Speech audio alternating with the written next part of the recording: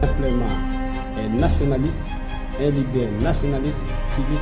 Et je vous ai félicité pour le calme qui a été le vôtre par rapport au camp sortant et même... Il y a eu une première alternance pacifique et la République démocratique dans le club des pays véritablement démocratiques. Et les statistiques de la FAO et de l'Institut français d'études agronomiques renseignent que, exploités comme en Belgique ou en Afrique du Sud, nous pouvons nourrir 2 milliards d'individus. Mais comment nous n'arrivons pas à manger, nous sommes 60. Comment voir faire du moment où je fais le sport? S'il y avait une activité, je ne ferais pas le sport, il y en a quelqu'un. C'est un message. Et déjà, le gouvernement a pris ses responsabilités pour honorer tous les engagements pris avec les banques syndicales. Il est donc inconcevable.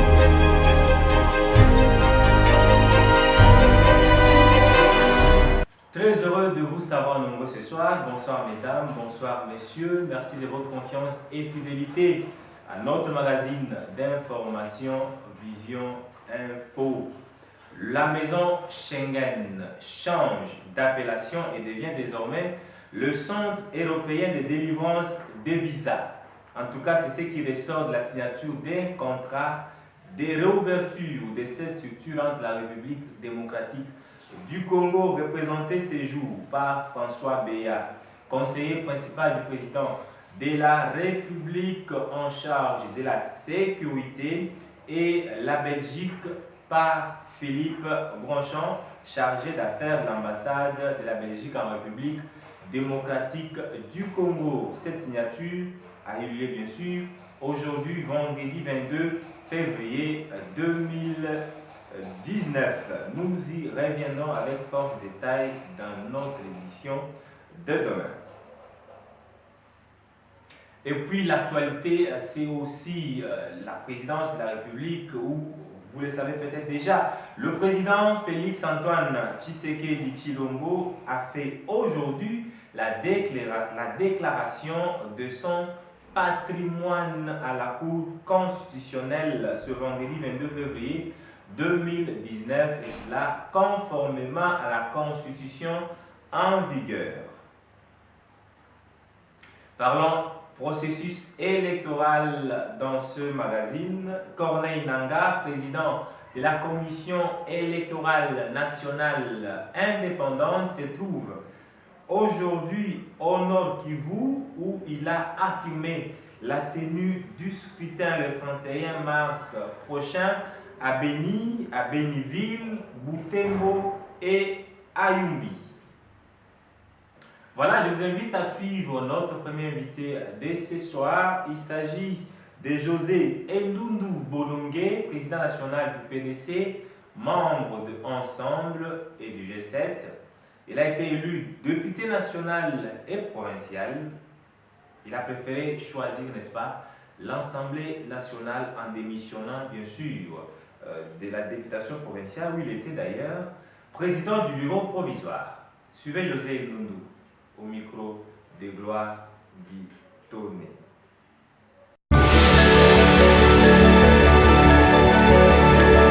Membre d'un Parti démocrate chrétien, oui. Membre de l'Ensemble, G7 et la MOUCA. D'abord de G7, oui. Et puis de Ensemble. D'abord de G7, parce que c'est le G7 qui avait vu les jours avant. Ensemble, puis la MOUCA. Oui. Commençons par là, honorable. Nous avons suivi hier Christophe Mutundula sur Top Congo. Aujourd'hui, une autre déclaration allant à l'encontre, n'est-ce pas, de celle de Christophe Mutundula. La MOUCA existe-t-il encore? La MOUCA pose problème, c'est clair. La MOUCA était un accord de plusieurs partis pour les élections. Les élections sont terminées, on a vu ce qui s'est passé par la suite. Donc on ne peut pas rester figé avec Ensemble d'un côté, la MOUCA de l'autre. Nous pensons, nous qui réfléchissons dans le cadre du G7, qu'aujourd'hui, il faut partir de ce qui existe, restructurer convenablement pour que nous puissions faire une opposition qui soit une opposition institutionnelle, à l'intérieur des institutions. Nous avons des élus à l'Assemblée nationale, nous avons des élus dans les provinces, nous aurons bientôt des élus au Sénat. Nous ne pouvons pas rester dans une position figée. Donc nous considérons, moi je considère avec quelques autres, comme le doyen Tungu, comme Christophe Kutumbula, comme Mwando, que les choses ont évolué et nous devons nous adapter à cela. La flexibilité est obligatoire en politique. Donc il faut évoluer et voir les choses autrement. Il faut évoluer et s'il faut réévaluer, il faut alors réévaluer la MOUCA clairement tenant compte de l'évolution des choses. On ne peut pas dire que les 2 derniers mois il n'y a rien eu. Il y a eu énormément de choses, il faut en tenir compte. La disparition ou l'évaluation au sein de la MOUCA, c'est dans le cadre d'une alliance avec le pouvoir, l'actuel pouvoir de Félix Tshisekedi, ou c'est dans le but de faire une opposition de manière républicaine? Pas forcément dans une alliance, mais si nous devons faire l'opposition, ce que nous voulons faire, à moins que les conditions, les paramètres politiques qui nous entourent aient évolué, si nous devons le faire, il faut que nous soyons d'abord de quelque part, nous sommes G7, nous sommes ensemble, et il faut que toutes les parties puissent s'exprimer librement. La phase électorale est considérée comme terminée, sauf bien entendu ce qu'il reste à faire au niveau du Sénat, au niveau des provinces, parce que c'est aussi extrêmement important, parce que la gestion, je dirais, d'une décentralisation part de la base. Donc il y aura bientôt aussi des élections locales, municipales, et il faut en tenir compte et se positionner par rapport à cela, ne pas rester figé. Mais quelle est la position de Ensemble et du G7 sur la main tendue de Félix Tshisekedi? Mais d'abord, c'est une main tendue. Qu'elle soit propre ou qu'elle soit sale, selon une expression qui est là, c'est une main qui est tendue. Nous devons évaluer. Est-ce que nous apportons notre soutien à Félix Tshisekedi dans les domaines dans lesquels il s'est prononcé, la lutte contre la corruption, le progrès vers la démocratie, etc., etc., ou nous restons en dehors et nous considérons que tout est figé et qu'il faut continuer? Nous pensons. En tout cas, moi je reviens de l'intérieur, j'ai fait l'intérieur depuis le début de toute cette campagne électorale.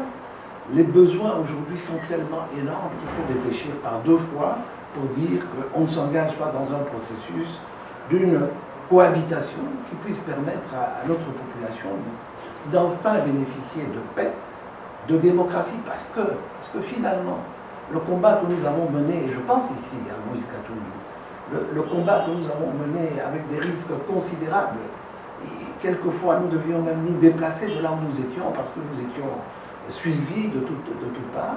Ce combat-là a donné les fruits. La démocratie est là. Elle est partielle, elle n'est pas parfaite, forcément. Et donc, ce que nous faisons, c'est, est-ce que nous soutenons ce progrès, même timide, vers la démocratie de plus en plus forte dans notre pays, ou nous restons à l'écart?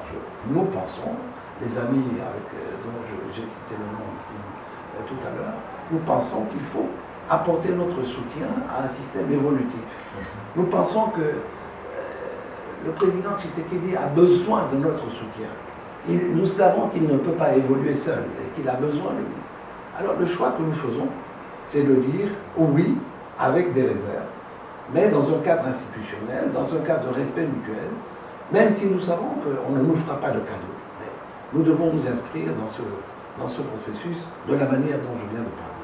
Mais comment expliquer le silence de Moïse Katumbi, qui depuis l'élection de Félix Tshisekedi ne s'est jamais prononcé? C'est vrai qu'on lit les tweets d'Olivier Kamitatou, Francis Kalombo, mais ces derniers n'engagent pas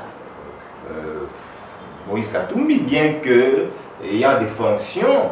Alors, ils sont porte-parole de Moïse Katumbi, donc ils l'engagent d'une manière ou d'une autre. Mais le talent de nos porte-paroles est là, c'est une évidence. Olivier Kamitatou, avec les qualités qui sont les siennes, il dit les problèmes qui existent et il dit les vrais problèmes. Il faut reconnaître qu'il y a de vrais problèmes. L'accord de la Saint-Sylvestre est accompli à quel niveau? On sait très bien que rien n'est parfait. La situation. Est-ce qu'on doit encore parler de cet accord après l'élection? On ne fait pas un accord et puis on fait comme s'il n'existait pas. La question des réfugiés, la question de nos amis exilés, la question de ceux qui sont en prison, les entorses qui sont faites à la liberté d'expression, on les connaît, on les vit encore. Et beaucoup se posent des questions par rapport à la manière de l'installation du président actuel. Ces questions-là, il faut les rencontrer, il faut essayer progressivement de les résoudre, puisqu'on ne réussit pas à les résoudre immédiatement. Et on ne pourrait d'ailleurs en aucune manière les résoudre immédiatement. Donc, c'est un système évolutif. Nous voulons, comme PDC, nous voulons comme G7, nous voulons comme ensemble, essayer de résoudre. Et si des partenariats sont possibles pour renforcer ce combat à l'intérieur des institutions, eh bien, ils sont les bienvenus. Aujourd'hui, les priorités sont celles que nous connaissons. La lutte quotidienne pour la démocratie, la lutte pour que le peuple congolais puisse avoir de l'emploi. Il n'y a pas d'emploi dans ce pays.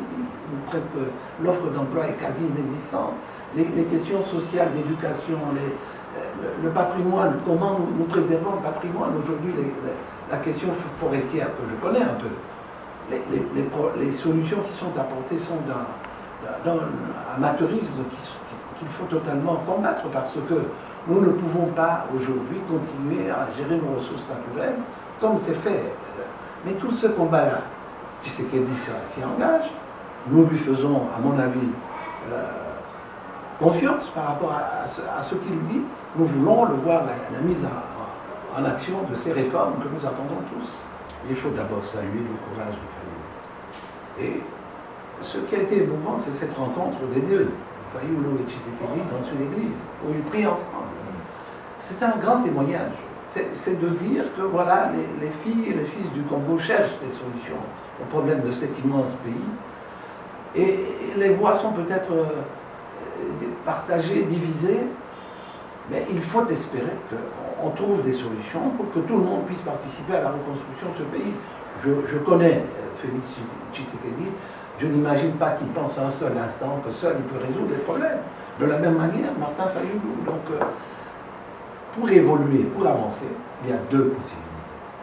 Soit on se dit oui, nous apportons notre quote-part et nous serons sévères quant à l'analyse des résultats qui seront donnés, à la méthodologie et à la manière dont c'est mis en place, ou nous restons dehors, ou nous restons dedans.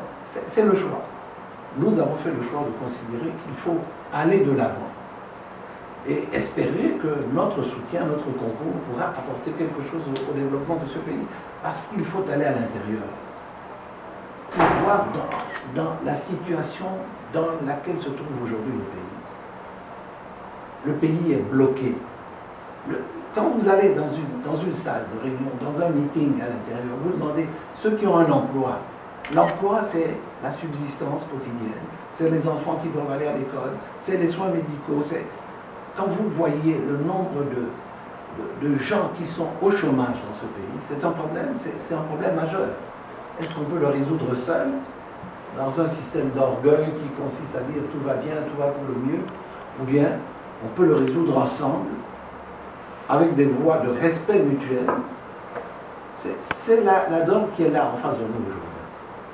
Avec des Congolais qui sont tous, à qui est donnée la possibilité de se retrouver chez eux. Je pense encore une fois à Moïse Katumbi, je pense à ceux qui sont à l'extérieur, à ceux qui croupissent dans les prisons, je pense à l'évolution qu'il faut donner à nos services de sécurité, de renseignement, je pense à notre armée avec les problèmes qui se posent, de sous-emploi, donc tout cela doit être l'affaire de tous les Congolais. C'est la vision que nous avons au G7 et c'est la vision d'ensemble. Je rappelle quand même que le patron de...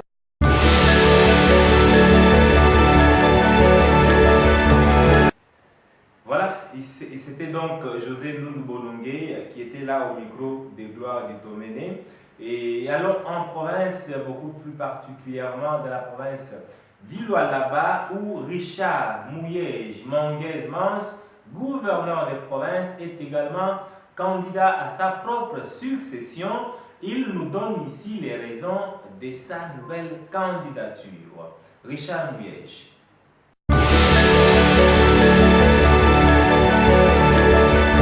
Achever les ouvrages que j'ai amorcés. Cette province a été oubliée pendant longtemps.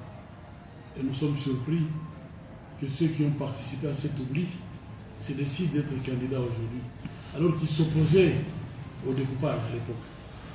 J'ai commencé, je crois que comme gouvernement, nous avons eu 2 ans et demi, et les ouvrages parlent d'eux-mêmes. Et partir aujourd'hui, j'aurai le goût d'inachever. Je voudrais poursuivre et laisser des traces réelles dans cette province. Nous avons réussi à monter le prestige de la province dans le monde entier aujourd'hui On sait qu'il existe les Lolaba en pleine dynamique de développement. Vous avez eu l'occasion de suivre le documentaire sur TV5. Je crois que ça parle de soi-même. Je suis étonné d'autant d'ambition. Je m'attendais à ce que tout le monde dise, nous voyons ce qui se fait, il faut que cela se poursuive. Mais tout le monde veut qu'on brise cet élan et qu'on reprenne à zéro, c'est dangereux. J'ai promis à ce peuple du Lolaba que nous allons transformer le Lolaba et je vais me battre pour poursuivre cette action de transformation. Ce n'est pas seulement la ville, c'est aussi le territoire. Les témoignages sont nombreux. Merci beaucoup. Il ne faut pas se limiter à la ville. Il faut prendre le temps d'aller dans le territoire. Vous verrez qu'à Mouchacha, il y a 2 petites écoles, bientôt un guest house. Vous verrez qu'à Sandoa, il y a la réhabilitation de la plus grande école d'agronomie. Nous avons l'ambition de faire de cette province une province agricole. Nous voulons former nos agronomes. Nous voulons former nos mécaniciens. Nous allons former des vétérinaires à Sandoa. À Moussumba, nous avons les chantiers de l'ISP que nous poursuivons. Ça, c'est l'éducation. Dans tous les territoires, il y a des traces. Mais nous nous attaquons aussi au problème d'eau et bientôt les parcs agricoles en collaboration avec les entreprises minières pour éviter que les jeunes viennent dans nos villes. Nous voulons les garder dans le territoire. Et nous démarrons très tôt. Et les grands projets de route, Kolodi Virolo, Kolodi Solezi, c'est aussi pour bientôt. Les formalités sont terminées. Alors, vous voulez qu'on laisse tout ça à quelqu'un d'autre? C'est injuste. Je vais inaugurer l'hôtel du gouvernement le 9 mars. L'inaugurer pour que quelqu'un d'autre vienne s'y installer, c'est même immoral. Merci beaucoup, excellent.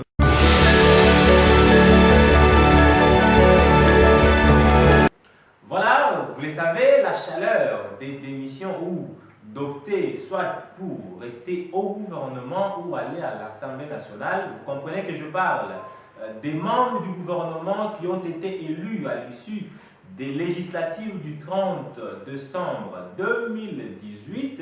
Parmi eux, il y a aussi Gaston Mousemena Bongala, qui a été élu député national, ministre en fonction de l'EPSP. Cet élu du peuple a opté pour l'Assemblée nationale en laissant bien sûr le ministère de l'EPSP. Et ici, je vous fais voir, je vous fais suivre, n'est-ce pas, un élément parlant quand même de 2 ans. Un reportage bilan de 2 ans de Gaston Mousemena Bongala à la tête du ministère de l'EPSP. Suivez cet élément sélectionné par Merlin Bitiam.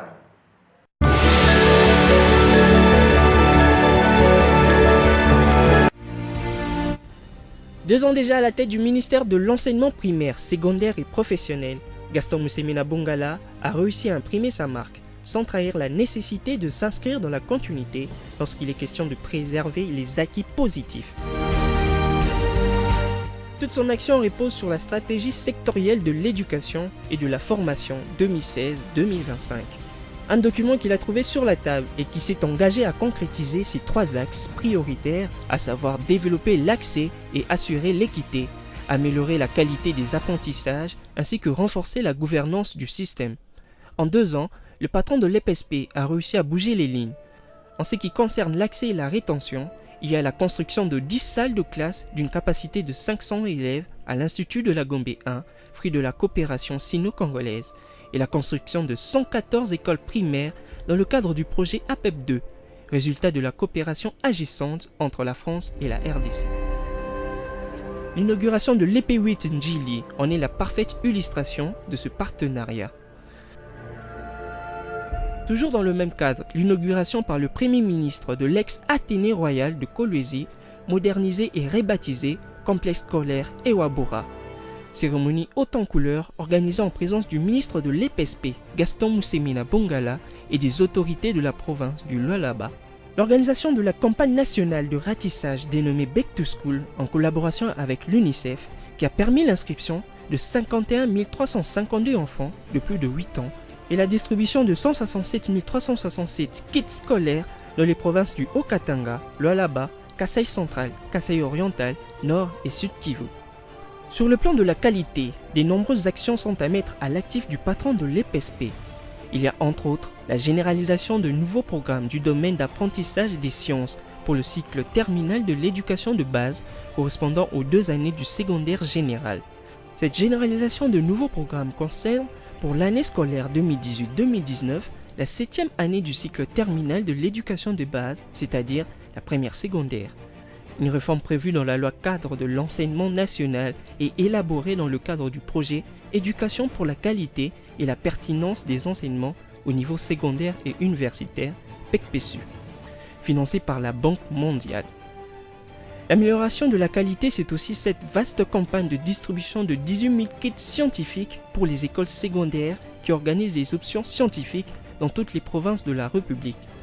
En plus de kits scientifiques acquis par le PECPESU, le ministère de l'EPSP a distribué aussi des matériels didactiques acquis par le gouvernement de la République aux écoles primaires et secondaires des secteurs publics et privés.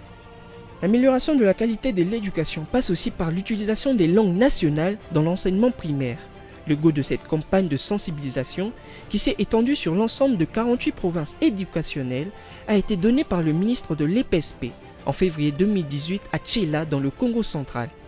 La campagne appuyée par le Partenariat mondial pour l'éducation à travers le projet d'amélioration de la qualité de l'enseignement a un impact pédagogique positif chez les apprenants.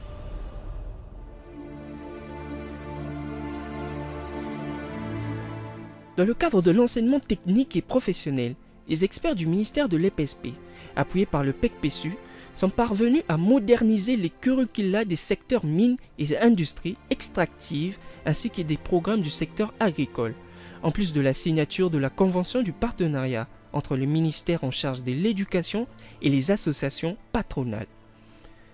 La convention signée dans le cadre du nouveau mode de gestion des établissements de l'ETPE, soutenu par le PECPESU, définit les conditions d'une collaboration efficace pour une meilleure adéquation entre la formation et l'emploi.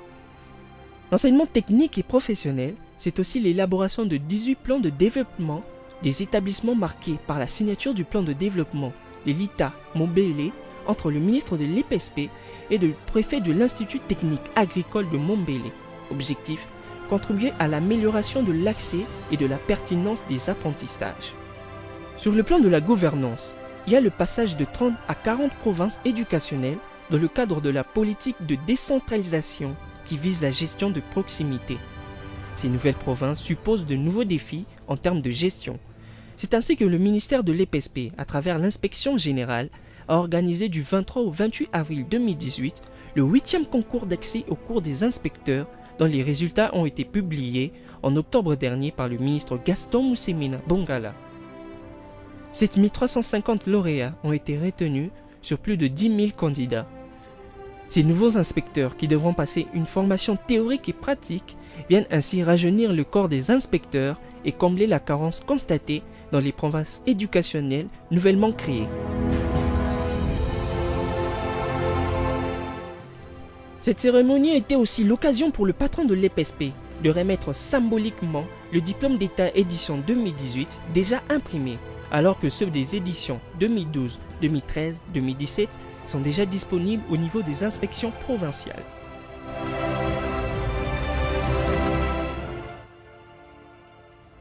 Gaston Moussemina aura aussi inscrit son nom dans les annales de l'EPSP en créant la première chaîne de télévision thématique de l'éducation dénommée EducTV, dont le lancement officiel du signal a été donné par le ministre de la Communication et Médias.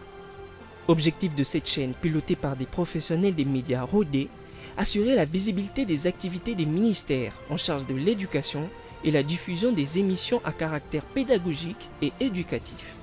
Au niveau international, le ministre de l'EPSP a participé à plusieurs forums sur l'éducation, dont la 3e édition de la conférence internationale sur le financement du partenariat mondial pour l'éducation. Des assises tenues à Dakar qui ont permis à récolter plus de 2,3 milliards de dollars. La conférence de Dakar était une occasion pour le patron de l'EPSP de confirmer l'engagement du gouvernement congolais à augmenter la part du budget consacré à l'éducation.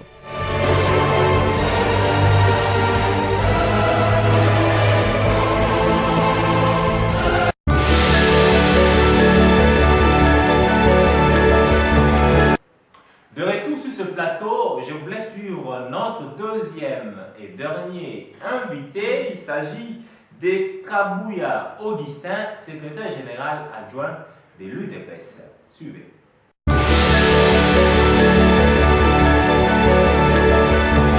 Par rapport à mon statut, Je suis secrétaire général adjoint chargé de la communication, mobilisation et implantation du parti. Ouais. À ce qui concerne le porte-parole, le parti a un autre porte-parole. Moi, je suis porte-parole honoraire. Porte-parole honoraire, ok. Je suis porte-parole honoraire pour ne pas créer de confusion. Merci.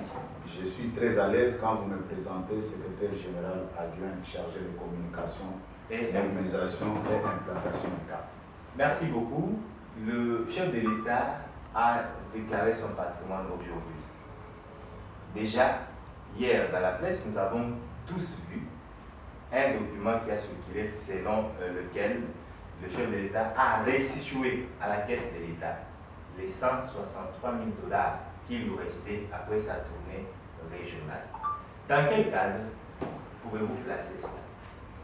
Oui, merci, messieurs les journalistes, pour votre question. Je pense que ce que le chef de l'État est en train de faire aujourd'hui, ce n'est pas du nouveau.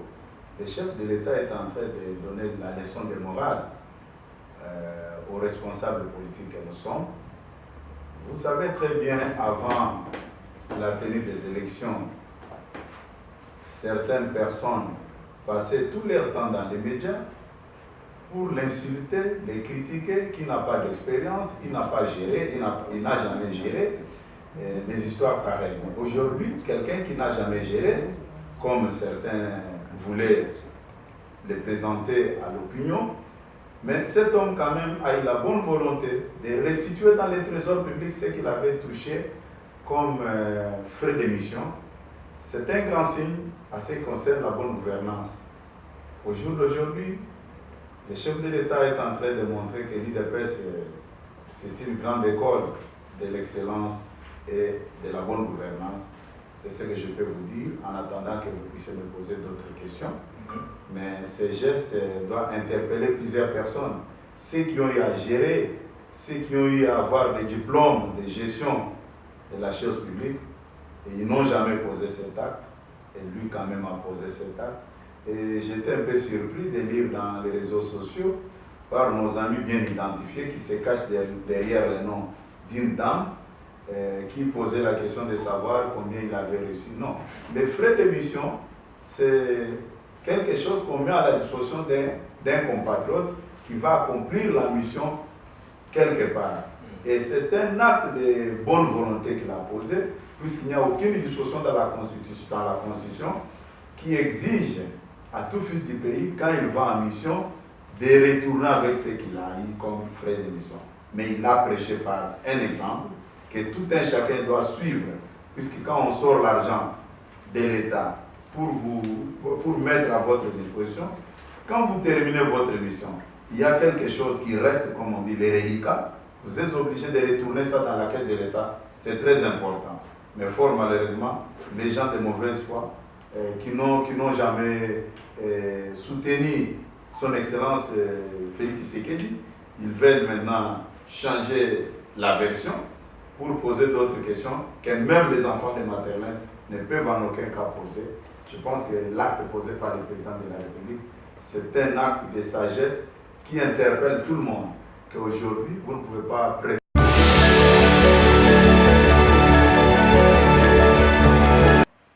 Voilà, messieurs et dames, ça n'est donc fini pour ce soir. Merci à vous d'avoir été des nôtres. Merci surtout à toute l'équipe technique qui nous a permis, n'est-ce pas, de réaliser ce travail. Il s'agit de Merlin Sima, il s'agit aussi de Gloire Ditomene, mais aussi de Persil Sikuta. Merci à vous d'avoir été des nôtres. D'ici là, portez-vous bien en compagnie de nos différents programmes sur toutes nos chaînes partenaires. Au revoir. Un nationaliste, un leader nationaliste civique. Et je vous ai félicité pour le calme qui a été le vôtre par rapport au camp sortant et même... Il y a eu une première alternance pacifique et la République démocratique dans le club des pays véritablement démocratiques.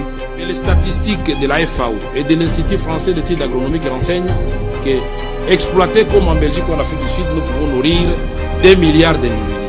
Mais comment nous n'arrivons pas à manger? Nous sommes 60 ans. Comment voir faire du moment où je fais le sport? S'il y avait une activité, je ne ferais pas le sport, j'en ai été quelqu'un. C'est un message. Et déjà, le gouvernement a pris ses responsabilités pour honorer tous les engagements pris avec les banques syndicales. Il est donc inconcevable